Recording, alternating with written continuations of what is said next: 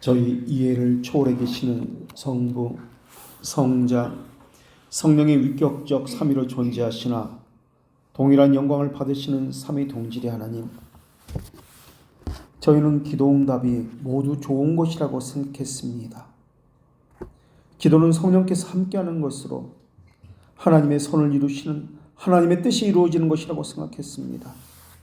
그런데 성경을 읽어보면 기도응답이 오히려 하나님의 심판이라는 사실이 얼마나 많이 나오는지 깜짝 놀라곤 합니다.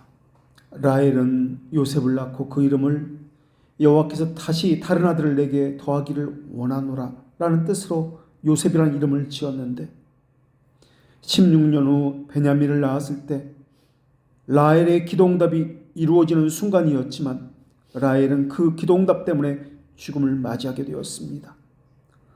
라헬의 죄가 무엇인지 모르나 해산의 고통은 죄의 싹스로 주어진 형벌이라는 것을 분명히 알고 있습니다. 출애굽한 이스라엘 백성들이 고기가 먹고 싶다고 슬퍼할 때도 기도응답이 즉각 이루어졌습니다. 그러나 하나님은 청년들과 힘있는 장서들을 진노하심으로 죽이셨습니다. 사무엘 시대에도 이스라엘은 자기들을 다스릴 왕을 달라고 했을 때도 그 기도응답이 즉각적으로 이루어졌습니다.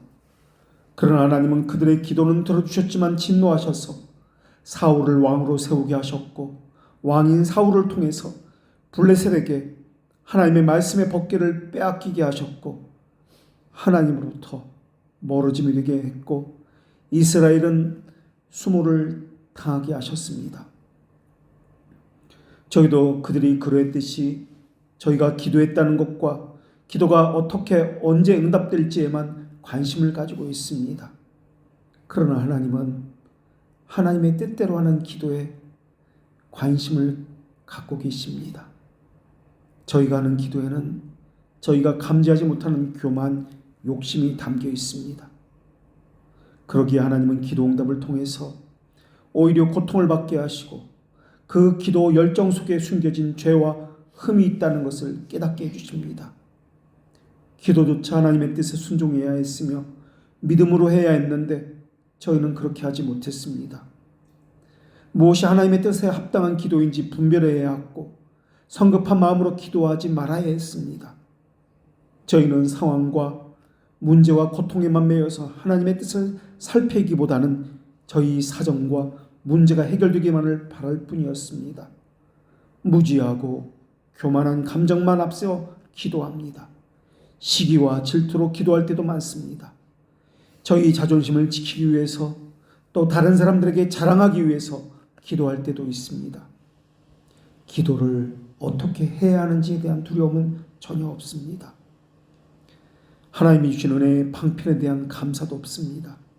주신 방편을 바르게 사용하는지에 대한 경각심도 없습니다. 저희에게는 어떤 힘도 없으며 하나님 허락 없이는 아무것도 할 수 없지만 만약에 어떤 것을 하고자 한다면 그것조차 하나님의 뜻을 물어야 한다는 것을 이제서야 배웠습니다. 무조건 응답이 좋은 것이 아니라 응답을 위한 바른 기도가 필요하며 하나님은 어떤 것을 하시고자 하시면 그것이 저희에게 진노하고 심판하는 것이라 할지라도 하나님의 선을 위해 일하는 것이라는 하나님의 약속이 들어있다는 것도 배우게 하셨습니다. 지금까지 저희가 두려워했던 것은 기도응답이 되지 않는 것이었습니다. 저희 기도 하나님을 노엽게 하지 않도록 해서 해야 한다는 것에 대해서는 생각해 보질 않았습니다. 저희는 기도 하나하나를 두려움과 떨림으로 하나님의 뜻대로 말씀을 따라 조심성 있게 해야 했습니다. 그렇게 하지 못하는 것을 두려워해야 했는데 저희는 기도응답 받지 못하는 것을 가장 두려워했습니다.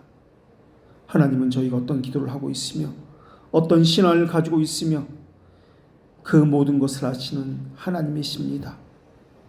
저희가 하는 기도, 신앙생활, 적의 손에 들린 칼이나 창처럼 저희를 찌르는 무기가 되고 있는 것은 아닌지요. 하나님이시여 저희에게 자비를 베풀어 주시어서 저희가 바른 기도와 청결한 양심에서 나오는 믿음 생활을 하게 하여 주시옵소서. 바른 기도를 알려주신 예수 그리스도의 이름으로 기도합니다. 아멘.